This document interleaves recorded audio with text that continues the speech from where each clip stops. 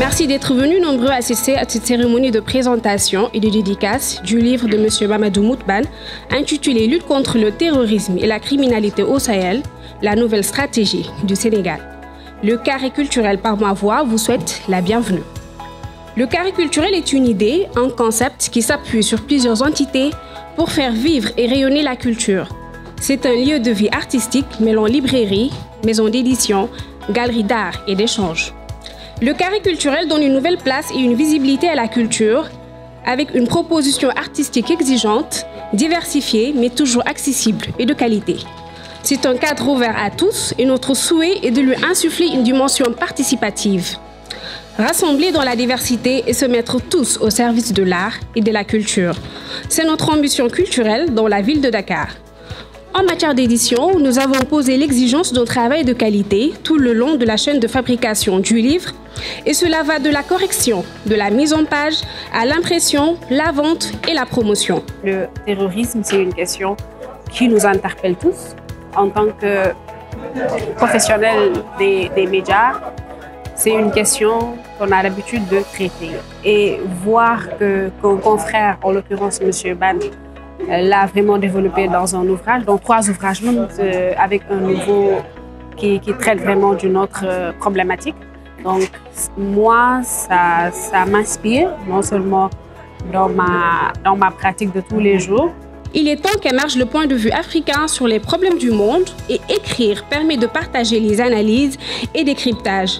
C'est un ouvrage intéressant par sa démarche novatrice qui a consisté à scanner l'approche, la nouvelle stratégie du Sénégal sur de nombreux plans face au terrorisme et à la criminalité au Sahel. Il inspirera très certainement d'autres pays et intéressera de nombreuses institutions, des chercheurs, des hommes politiques, mais aussi toute personne étudiant la question. C'est une problématique qui semblait assez lointaine pour nous. On s'imaginait que les terroristes, c'est toujours les autres. On était loin de s'imaginer que les terroristes peuvent être des Sénégalais de souche. Et vraiment, les interventions aussi des experts m'ont permis une meilleure compréhension du thème. Et c'est sûr que ça va beaucoup m'inspirer à l'avenir. Le Sénégal a pris dès le départ la question très au sérieux en impliquant toutes les composantes utiles pour assurer à nos citoyens et aux personnes vivant sur notre territoire quiétude, sécurité et paix. Ce livre est une initiative visant à expliquer le travail de titan abattu par notre pays, par les multiples institutions qui veillent sur notre sécurité, au premier rang les forces de sécurité et de défense. C'est un combat qui, à mon sens, doit être compris de tous. Le sud du Sénégal est menacé.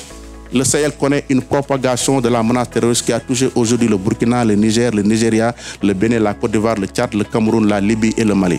Face à cette menace qui s'approche à nos frontières, l'État du Sénégal a engagé des réformes très importantes sur le plan juridique et sur le plan sécuritaire. Par l'anticipation, les forces de défense et de sécurité ont réussi à déjouer tous les plans des groupes terroristes, intramuros et au niveau des frontières. En matière de lutte contre le terrorisme, le Sénégal a réussi des prouesses importantes.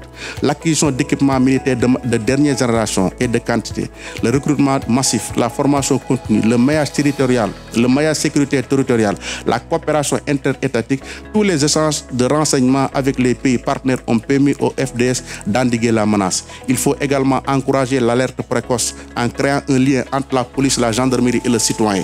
Mieux encore, les confréries dans leur mission d'éducation, d'éveil, de conscience, de sensibilisation ont un rôle central à jouer dans la prévention de la menace. Les médias, la société civile, les chefs de village situés au niveau des frontières, les transporteurs, les conducteurs de Jakarta dans les zones frontalières, les orpailleurs dans le département de Kidira, de Saïraya et les Batia de Goch, les femmes, les associations de jeunes, les femmes, les associations de jeunes, les prêcheurs, les pêcheurs et les animateurs religieux doivent être également impliqués dans la stratégie de lutte contre le terrorisme au Sénégal.